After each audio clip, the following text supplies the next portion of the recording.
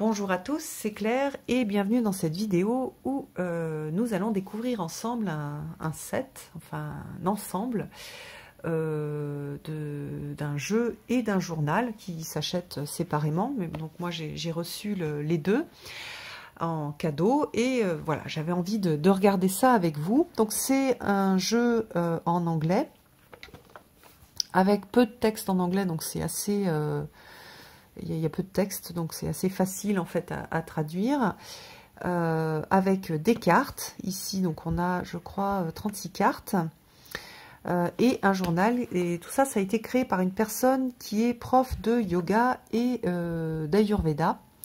Et donc elle s'est inspirée de ces pratiques pour présenter, en fait proposer un travail de développement personnel et ou spiritualité. Alors c'est super joli, hein, l'ensemble est vraiment magnifique, j'adore le journal, il est très très beau. Dans la boîte de cartes, on avait, alors je vous le montre, quelque chose d'original, un petit support pour poser les cartes. Donc j'ai trouvé ça assez sympa, sachant que vous allez voir, les cartes sont présentées sous forme d'affirmation. Il y en a qui... Enfin, moi, j'aime pas quand c'est juste de l'affirmation positive. Et donc, je les utilise plus comme source de réflexion. Et je vais les garder, en fait, sous le coude pendant... ça dépend. Si je fais les choses rapidement, ça peut être une journée, ou une semaine, ou un mois, si j'ai beaucoup de choses à travailler sur le sujet. Donc au niveau des cartes, on a un tout petit guide avec une petite présentation en fait, et ce que l'on peut faire avec les cartes. Donc on peut méditer avec les cartes. Donc on prend une carte et on va méditer sur le texte. Ça peut aussi nous aider à formuler une intention après la méditation. Voilà, donc par exemple je médite et après je mets une intention pour ma journée ou pour mon jour de lendemain. C'est aussi un jeu qui est fait pour travailler dans les cercles de femmes, pour travailler en cercle de femmes. Dans les moments de stress, alors qu'est-ce qu'il y a? Voilà, des moments où on a juste besoin on a juste envie que quelqu'un nous dise ce qu'on doit faire. Oui, ça c'est vrai. Donc là, voilà, on prend une carte et on a un petit texte. Le Morning Sadhana, c'est une tradition de méditation avec l'idée que c'est plutôt le moment, c'est le matin, le meilleur moment pour une pratique spirituelle. Il n'y a pas que, d'ailleurs, là-dedans, il n'y a pas que dans le sadhana que c'est dit, c'est vrai. C'est mieux de se lever tôt le matin pour faire des pratiques. Par exemple, les traditions du yoga de la Kundalini, ils font leur travail à 4h30 du matin. Moi, c'est quelque chose qui n'est pas possible. Je peux pas. Donc, mais voilà, il y a quand même des infos là-dessus, des phases de la Lune. On a envie de travailler avec les phases de la Lune, travailler avec les saisons et les différents types de cartes. Donc il y a plusieurs familles de cartes. Je crois qu'il n'y a pas de définition de cartes. Il n'y a pas autre chose que ce qui est écrit sur la carte. Il y a des infos juste sur par exemple ici les chakras avec le lien à la couleur, l'élément, où est-ce qu'il se trouve, le mot clé et la relation. Voilà, à moi ou avec une relation aux autres. Qu'est-ce qu'il y a sur Mind et Emotion? Donc les cartes sur esprit et émotion. Et les cartes plutôt liées à l'âme. Donc voilà, alors déjà en tirant la carte, si on a envie d'avoir une indication de travail, de quelque chose que l'on a à bosser, en fonction déjà du type de carte que l'on va tirer, on va avoir l'info. Je vous montre, voilà, comme il y a moins de cartes, il n'y a que 36 cartes, il y a un petit carton pour pas que les cartes se baladent et s'abîment. Les familles de cartes, on les reconnaît avec des dos qui sont super beaux et qui sont différents, donc en fonction des familles que je vous ai présentées précédemment. Hop. Alors, on a le titre de la carte. Par exemple, je vais prendre cette famille qui est l'esprit et les émotions, et c'est demander de l'aide, c'est l'affirmation pour demander de l'aide. Je suis capable de demander de l'aide quand c'est nécessaire, et je peux faire des bons choix sur à qui je demande, en fait, et comment est-ce que je le demande. C'est aussi un moyen que je peux offrir en retour en fonction de mes capacités. Donc là, on est sur le fait de demander de l'aide. Donc ça, si je fais une méditation dessus, ou juste par exemple une réflexion, en fait, du journaling, je vais écrire, je vais voir quand est-ce que je vais demander de l'aide, comment je demande l'aide, est-ce que je suis à l'aise quand je demande de l'aide, etc. Et dans la situation d'aujourd'hui, dans laquelle je suis, où est-ce que j'ai besoin de demander de l'aide, comment est-ce que je peux le faire, voilà. Donc ça va être un petit peu comme ça, ou alors je vais faire carrément une méditation et je vais méditer, je vais juste... bon, alors, chacun a un peu ses pratiques de méditation. Moi, je fais de la méditation mentale, donc je vais avoir cette idée de l'aide. Qu'est-ce que c'est que demander de l'aide?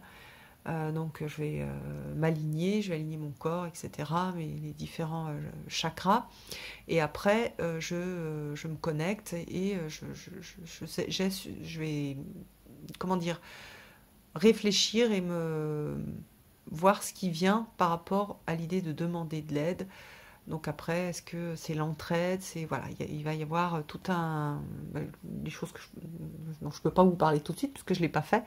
Mais voilà, je vais avoir un certain nombre d'informations ou non. Je n'ai pas toujours des infos et je vais les noter. Donc ça, c'est Mind, Emotions and Emotions. Donc voilà, on a des cartes qui sont pas des cartes. On a plus des cartes avec des motifs géométriques. Voilà, on a une affirmation sur le système nerveux. Voilà. Après, pour moi, il faut faire très attention avec les jeux d'affirmation. Il faut vraiment les prendre comme des bases de travail et pas forcément que des affirmations. Bah, si ça vous convient, faites-le bien sûr. Moi, par exemple, ça ne me convient pas du tout. Si je suis en plein période de stress et que je réduis le stress chimique de mon adrénaline, mon cortisol, de mon système nerveux en prenant une pause sacrée et que je suis trop dans l'anxiété, je ne peux pas prendre une pause sacrée quand je suis dans cet état-là. Donc, je vais plus me dire, bon voilà, pourquoi là je suis arrivée, je suis trop loin, je ne suis pas capable de le faire. Je vais plus l'avoir, je vais le garder sous le coude. Je vais garder cette carte sous le coude comme rappel pour travailler en prévention. Voilà, par exemple. Donc, à vous d'adapter un petit peu les affirmations pour qu'elles aient un sens pour vous. Et pas que ce soit quelque chose qui vous culpabilise ou parce que par exemple moi je pourrais dire bon bah ok je vais le faire et puis je suis pas capable, je suis pas bien, donc le fait de me poser et de laisser mon esprit vagabonder, ça aggrave les choses.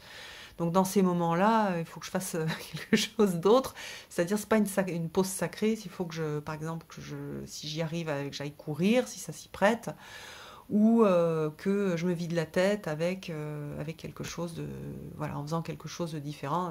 Parfois c'est apprendre, parfois c'est regarder quelque chose de vraiment débile à la télévision, parfois c'est de jouer à un jeu vidéo. Donc c'est voilà, après chacun ses techniques, il faut se connaître en fait. L'idée c'est de se connaître et à la limite, sur cette idée de pause sacrée, il faut voir qu'est-ce que c'est qu'une pause sacrée pour moi, qui me permet de réduire mon stress. Quand je suis dans un état sur l'échelle du stress et de l'anxiété, si je suis à 8, je ne peux pas méditer. Je peux à peine faire une cohérence cardiaque.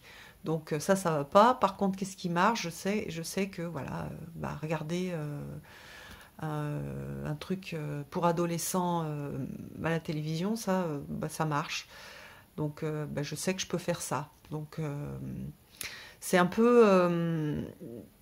c'est un peu aussi une façon de noter et de se regarder faire et de regarder ce qui va bien pour nous. Voilà, donc c'est important. Donc là, après, on a l'esprit avec un grand E et l'âme.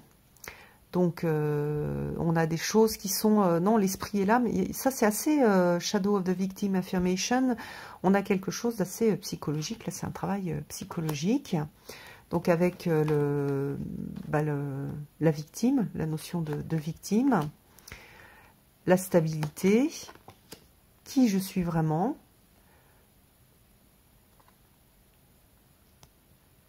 Donc, par exemple... même chose sur cette affirmation, je suis robuste, par exemple. Si moi je me sens fragile, ça va peut-être m'agacer. Ou par exemple, j'ai une maladie chronique, ça va m'agacer. Et je vais voir plutôt, à travers cette affirmation, en quoi est-ce que je suis robuste. Par exemple, oui, il y a une partie de moi, par exemple mon système nerveux, le mien, il est hypersensible. Donc, je ne me sens pas très robuste. Mais par contre, vivre avec un système nerveux tel que le mien, ça demande une grande capacité à encaisser justement des taux d'adrénaline et des taux de cortisol qui sont très importants et ça fait souffrir physiquement, etc. Donc, en ce sens-là, j'ai une grande capacité à encaisser et donc cette robustesse, elle est là pour moi. Voilà, quelqu'un qui aurait un corps fragile, qui serait tout le temps malade, qui aurait tout le temps des maladies, qui attraperait tous les trucs qui passent, on pourrait dire, ouais, je suis quand même, j'attrape tout ce qui passe et quand même, je suis encore là sur pied et je suis capable de supporter tous les effets de ce que j'attrape. Donc voilà, on a cette idée de voir en quoi je suis robuste, en quoi est-ce que je suis beau ou belle, en quoi est-ce que je suis calme. Bon, je ne suis pas tout le temps calme, mais il y a des moments où je suis calme et je peux me remercier aussi pour ces moments-là où je suis calme. Donc, je suis un peu tout ça, mais pas tout le temps et pas partout. Et moi, ma façon d'être calme, elle va pas être la même façon que... je suis pas calme de la même façon que les autres. Voilà, je brille, la déesse de la guerre.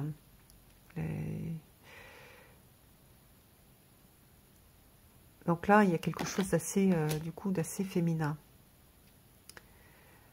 L'archétype de Shiva Shakti. Donc là, on voit, c'est bien psychologique. Hein.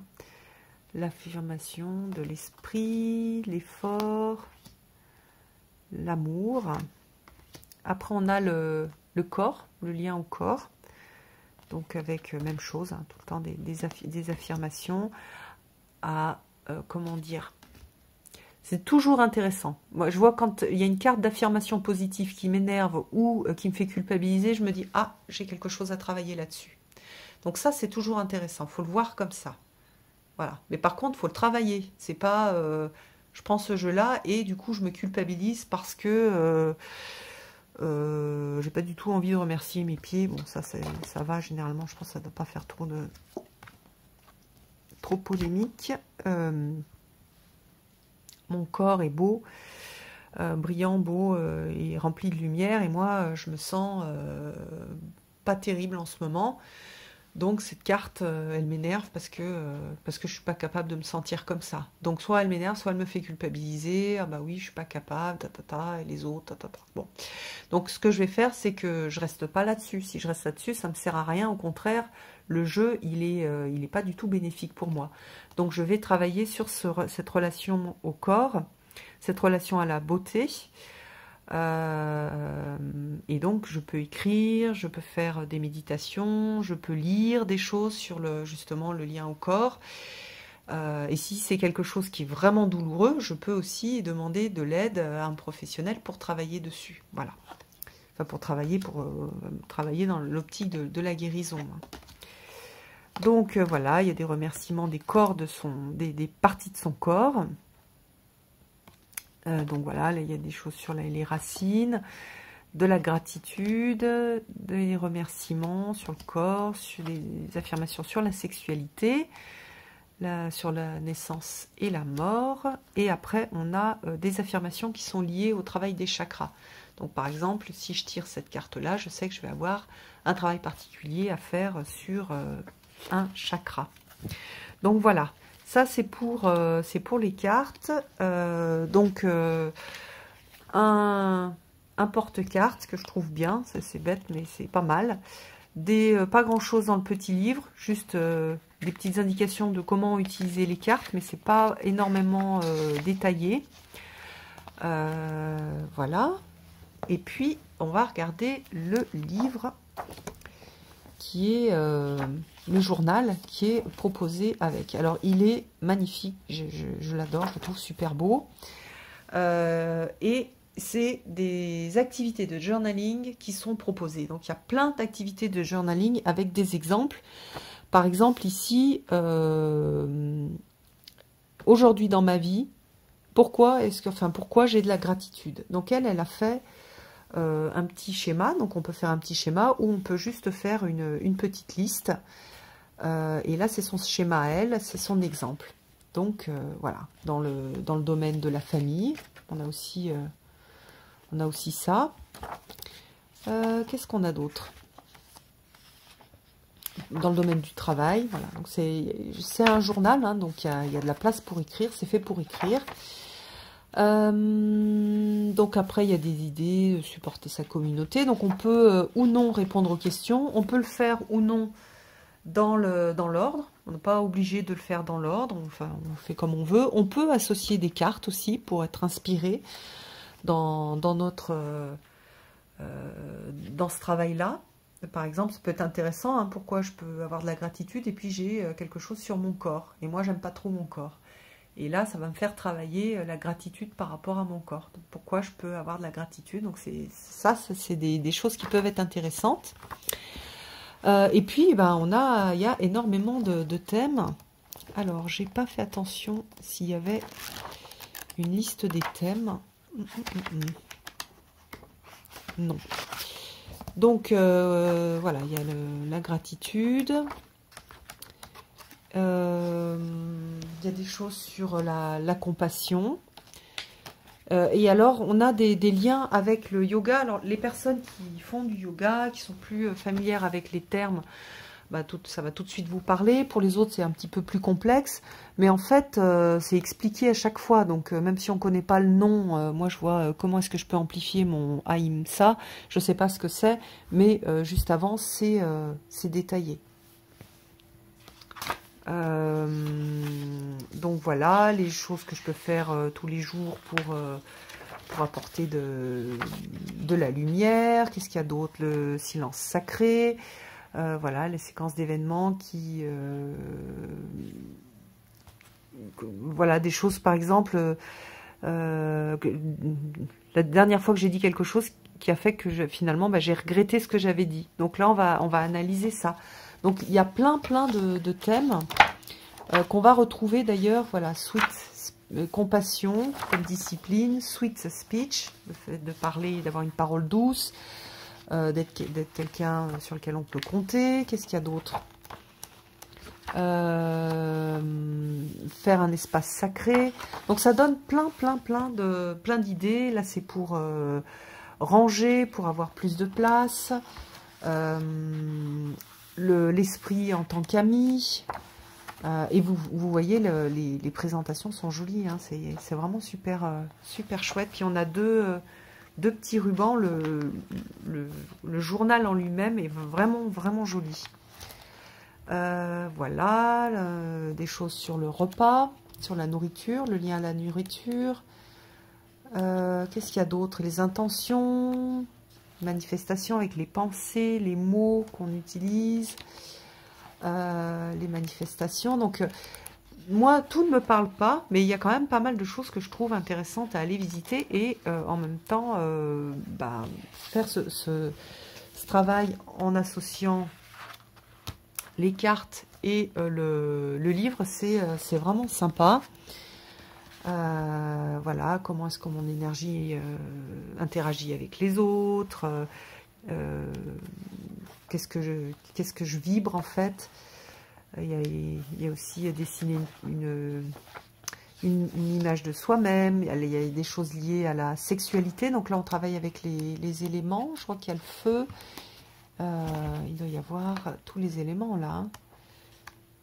Ah non, énergie, protection d'énergie. Ah oui, voilà. Terre et eau et feu. Ok. Donc on a les éléments. L'activisme spirituel. Donc ça vous parle ou pas. Voilà, donc beaucoup de choses dans un livre vraiment hyper joli. Alors j'ai pas fait exprès, mais j'ai le vernis qui est bien assorti. Donc des objets beaux, je trouve, c'est vraiment joli.